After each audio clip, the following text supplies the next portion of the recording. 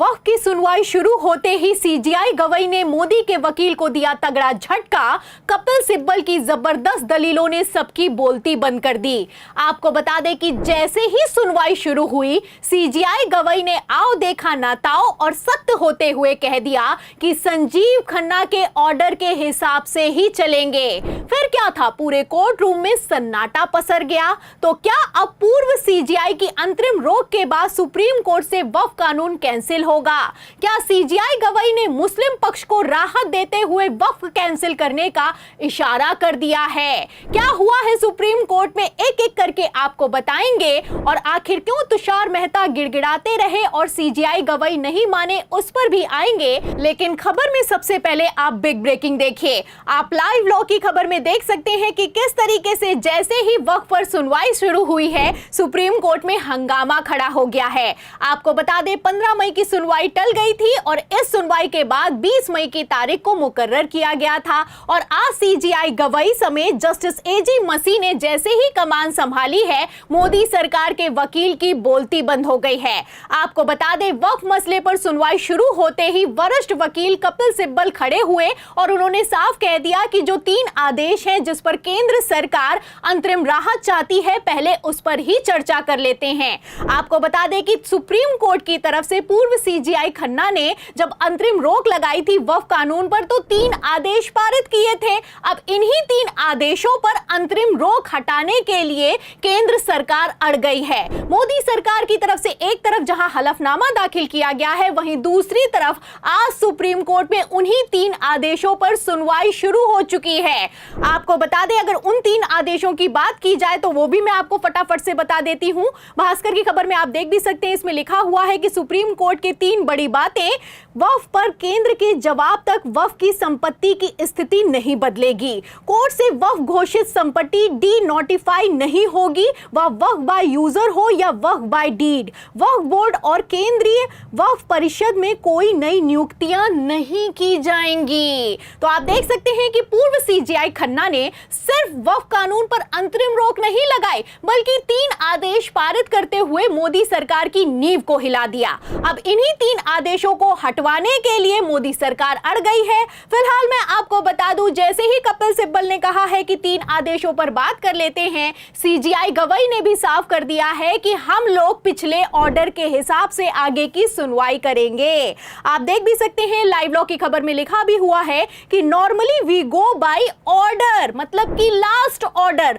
आपको बता दें जब 15 मई को सुनवाई हुई थी, तब भी सीजेआई गवई ने कह दिया था कि we will go by last order, और आज भी सीजेआई गवई वही दोहराते हुए नजर आ रहे हैं। तो लास्ट ऑर्डर तो आप जानते हैं, लास्ट ऑर्डर में कैसे पूर्व सीजेआई खन्ना ने कमान संभाली और मोदी सरकार के वक्फ कानून को एक झटके में कैंसिल करते हुए अंतरिम रोक लगा दी, ये किसी से छुपा हुआ नहीं है। फिलहाल एक तरफ जहां पूर्व सीजेआई खन्ना ने सख्त तेवर दिखाए हैं, वहीं दूसरी तरफ सीजेआई गवई भी अब सुनने वाले नहीं हैं, क्योंकि यहां पर मैं आपको बता दूं कि जैसे ही सुनवाई शुरू हुई है, तीखी बहस शुरू हो गई है। तुषार मेहता और कपिल सिब्बल की बहस के बीच सीजेआई गवई भी लगातार बोल रहे हैं। तस्वीरें आप देख सकते हैं, खबर मैं आपको दिखा देती हूं। खबर आप देखिए एबीपी की, इसमें लिखा भी हुआ है कि वक्फ बाय यूजर नियुक्ति और संपत्ति की पहचान। सुनवाई शुरू होते ही एसजी मेहता और सिब्बल में छिड़ी तगड़ी बहस। तो तगड़ी बहस चल रही है और इस तगड़ी बहस के बीच कपिल सिब्बल ने मौके पर चौका मारा है। आपको बता दें कपिल सिब्बल ने साफ साफ कह दिया है कि केंद्र सरकार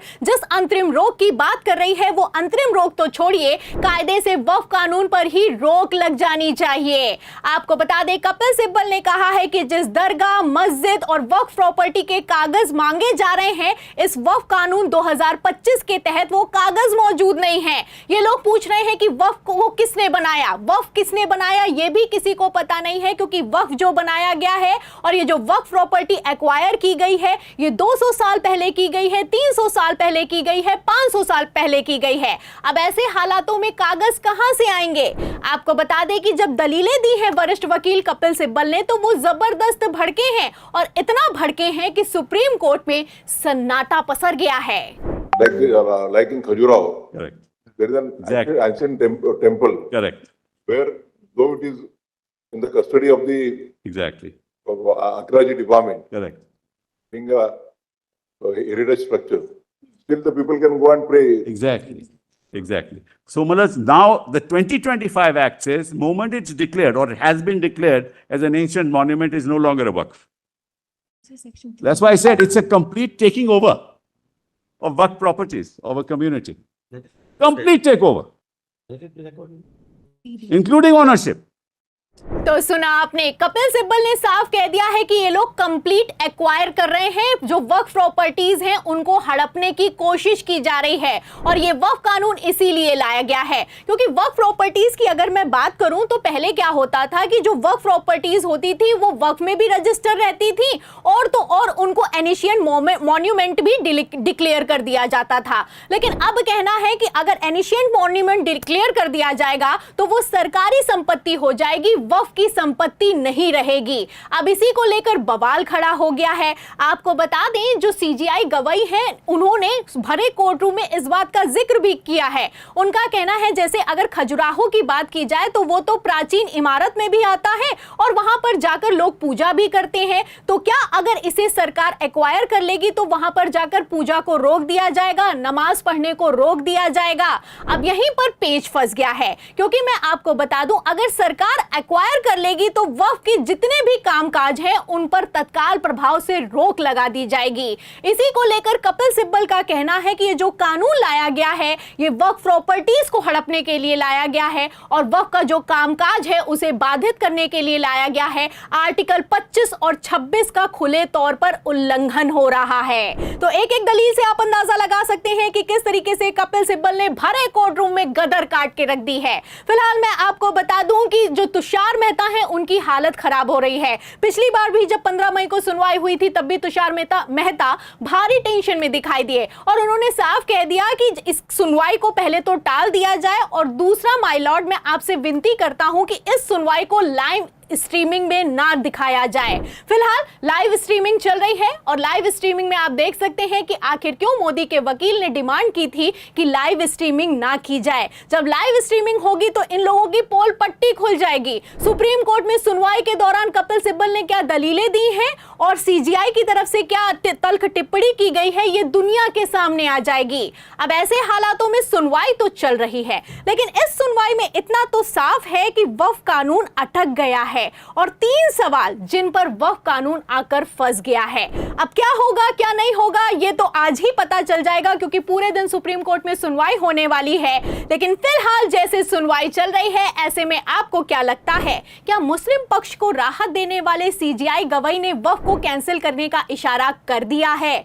इस सवाल के जवाब में इस पूरी रिपोर्ट पर आप जो भी सोचते हैं हमें कमेंट बॉक्स में जरूर लिखें। वीडियो को ज्यादा से ज्यादा शेयर करें, हमारे चैनल को लाइक करें, सब्सक्राइब करें, ज्वाइन करें। फिर मिलते हैं अगली खबर के साथ, तब तक के लिए धन्यवाद।